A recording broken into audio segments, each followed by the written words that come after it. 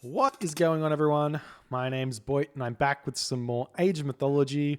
The Titans action spawning in the bottom of the map in the red color, playing as Oranos. His name is Kimo. His opponent today in the blue color, playing as Thor. His name is Shadowfax. The map is Frozen Wastes. And this is what I believe to be a best of 5 for the best of the best. Losers semifinals? Losers semifinals? Losers quarterfinals? Not sure. I think there's a couple of games to go. I think we've got the winner of this game against Matrius, and then I think the winner of that game against Joe. So this must be a quarterfinal. Lock it in, Eddie. I'm willing to put the $1 million on the line for that one. Alrighty, so we've got Shadowfax here. Shadowfax actually beats the first seed in this tournament at the very beginning. He is actually the 16th seed in this tournament. This is only a 16-player tournament. And he is the 31st seed, but he's made it very, very deep. But he has found himself up against Kimo, and Kimo is a seasoned tournament professional in the Age of Mythology community. He oftentimes finds his way into the losers bracket, if there is a bracket for the losers, and then comes back and then wins the whole thing. Now, that's something that he does do, and the things that often happen if there's no loser bracket is he just wins the whole thing. So we'll see how this is going to go for him. Kimo taking the Oranos, and here's the thing about Shadowfax. Shadowfax is one of those guys who's put a lot of time into the game, and he's at the point now where he really has no excuse as to it not being able to deal with Oranos. Beyond the fact that people can play Oranos really well, and it's hard to beat people who play Oranos really well. But he has no excuse to not understand what's coming for him from the Atlantean perspective. So, what's he going to do in this game on this map? He does come from the vanilla background. That's why I say he's much better, or much better versed at playing against the vanilla gods rather than the Atlanteans. But the difference is very subtle, and you have to learn it if you want to win those games. And we'll see if he's got it. He is picking Thor here, game 1. Maybe expecting Kimo to go with Ra, but obviously Kimo's sticking with the Oranos in this first game. We see the Shadowfax chucking down a forward temple. This is pretty bold. Maybe Shadowfax is attempting to go to the classical age really, really fast, and then trying to hit a really strong early attack on the forward hunt. Over here or over here. I guess it doesn't really matter. The problem is with Thor is that you don't have those ravens, so you don't know exactly where to go. There is a relic in the middle, which is the girdle of Hippolyta. Not the best relic for either Atlantean or Norse, because it doesn't help in the... Oh, no, it does. It helps Norse a lot, actually. The throwing axe when hit points up 5%. That's actually a big help. I'm not sure if it changes much about whether the Terma kill it in 4 shots or whatever it is, but we'll see. So we do have Freya coming through for Shadowfax, nice and fast. We've also got Prometheus coming through, a little bit slow here for Kimo. I'm pretty sure it is just about 4:31, so just clicked a little bit late, but Shadowfax definitely going to have the first initiative here, and we'll see what he's going to do is checking around with the Skraeling. I do think that it would possibly benefit Thor players to cut one of these dwarves and instead build a second Ulfsark. That way you can get the scouting done. He does find this fairly easily. He's actually finding both of these. See the villager turning around and actually fighting this Ulfsark back as he's trying to deny the mana, but that's not going to happen.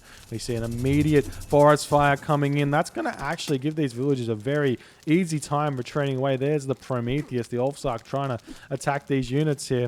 As we're seeing the Promethean come in, we see the Ursa Hersa putting these longhouses up. The relic has been grabbed. The Ulfsark attacking here. We see Valor coming down, not hitting the villager that was attacking there, and that's going to force him back in, and we're seeing the Ulfsark have to run away. Valor coming in. That's going to get the 3 Oracle heroes. That's a big win for Shadowfax, because the Oracle's heroes not... Oh, God, he's running him straight into that forest there. Burning Forest takes a little bit of damage, but the Oracle heroes are all well and good, but they're not as good as a Murmillo or a Terma. We do see the Oracle hero coming in here trying to push the Valkyrie back just as the unit's starting to come out. This villager needs to get back onto its job. Now we're seeing the units starting to pump in. We've got raiding cavalry being made from this location, and honestly, I really don't ever like seeing raiding cavalry get built by forward military buildings for Thor, because it just takes so long to build. And if you're building these forward military buildings, you need to get going fast. Imagine right here if this was an extra 2 Ulfsark or something, the raiding cavalry build at double the speed, like half the speed of an Ulfsark. So when you get 2 Ulfsark out, or sorry, 1 raiding cavalry out, it means you could get 2 Ulfsark out. So we could have a lot more units here. The Hersa are still being built? Not really. We'll see if that's going to hinder him or not. But he's coming in. He's getting some throwing axemen in here. There's already a bunch of Murmillo in the Valkyrie. Half HP. We do see the raiding cavalry jumping onto the medium Terma in the back. Nice micro from Shadowfax to get them to deal that damage. That's going to hurt Kimo quite a lot. And we are seeing Shadowfax deciding to retreat back here. If we check out the population difference here, it's 61 for Shadowfax to 54 for Kimo. So we definitely should be trying to put the pressure on at this point, but he's running away. We'll see if he comes back and tries to get a different angle of attack. There is this villager over here in the middle of nowhere, which I think Shadowfax doesn't know about, but maybe he should know about it, given he can see. I don't know if he saw his own hunt over there or not, but generally speaking, there's going to be hunt on both sides of this frozen waste, so you can kind of get that knowledge. See this hero citizen making her way forward, instantly going to garrison into the manor before running back. I'm still not putting this relic in. These throwing axemen could go up. It's actually really not that much HP. I can't do the math, but it's like 3 HP or something, if that.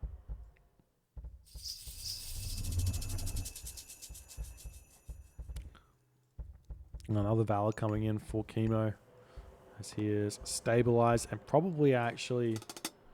Yeah, he's actually overtaken Shadowfax in population now. And this is sort of how it works if you're in these situations. We do see that the mana will go down, so that's going to be nice for Shadowfax. We'll see if he... running the wrong way with these gatherers. Nice play from Kimo to come around the back there, but the villagers will come out. See some throwing axemen coming through. Surprised to see Kimo not try and snipe those, but instead he's trying to maybe go after the Ox cart, which is running away at this point.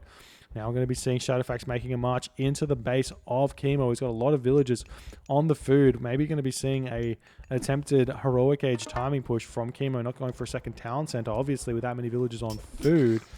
And we are seeing him retreat back, utilizing the town center. We see that low HP hero villager there getting targeted down. Huge shockwave going to be preventing those units from doing anything for a hot second there.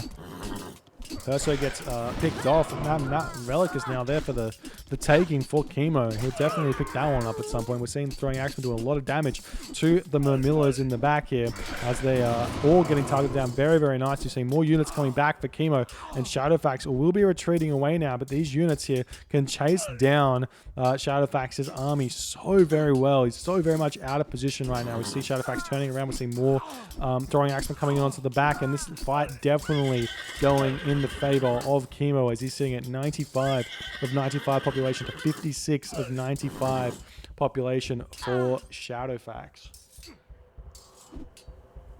So big advantage here for Kimo, and we'll see if we can translate this into some economic damage. We see Shadowfax's Ox cart a little bit having some issues there.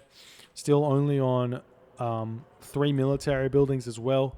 I mean, that's sort of the same as Kimo with the 3 military buildings, but everything builds a little bit faster. The Hersa take 23 seconds. The raiding cavalry take 18 seconds. The Murmillo take 14. Terma take 14 as well. Maybe they're 15. I get it wrong from time to time. 12 seconds. Jesus, the Murmillo train very, very quickly. And there's the Kimo grabbing that hit point upgrade there. That's going to help him out in the heroic age if the game goes to that point. Seeing some raids coming onto these villages, raiding. I feel like raiding Atlantean. The what you want to do is more so try and raid the Terma, the straggler units rather than the citizen against really good Atlantean players. If you ever raid their villages, yeah, you're causing small amounts of economic damage, but you're very rarely ever actually going to get a villager kill because they can just teleport through your army into the manors all over. So if the Atlantean player is good, it's very rarely going to work. We do see that this push is coming. He's picked off both of the longhouses. Temple has to be rebuilt. Longhouses have to be rebuilt. The armory is up, but I'm not sure we're going to be seeing Shadowfax getting to the heroic age anytime soon. He is getting away with murder over here on this hunt, and surprised to see Kimo not going there, but maybe he hasn't scouted it just yet.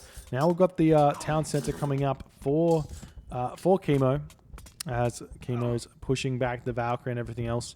So actually going 3 town centers here, and Shadowfax decides to tap out at 10 minutes into the game. Too far behind, it looks like. Not done the pressure that he wanted to. And it seems as though this one was just a little bit crushing here for Shadowfax.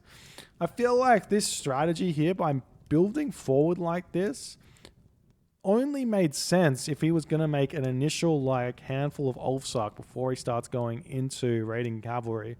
So if he goes, I don't know, 10 Ulfsark off the start, he could easily have pushed off this hunt. It's similar to how the early game Odin works. Then the Ulfsark fall off a little bit, but then you can transition into raiding cavalry instead of just going mass Ulfsark. So you are really committing to getting some damage done, but pushing off the hunt at this point would have forced Kimo onto berries, onto goat, and he wouldn't have had as many Murmillo, which means your raiding cavalry would have been much better, not have to make the throwing axemen, and it would have been interesting there. And then the big problems here with Shadowfax came in, tried to push off these berries here.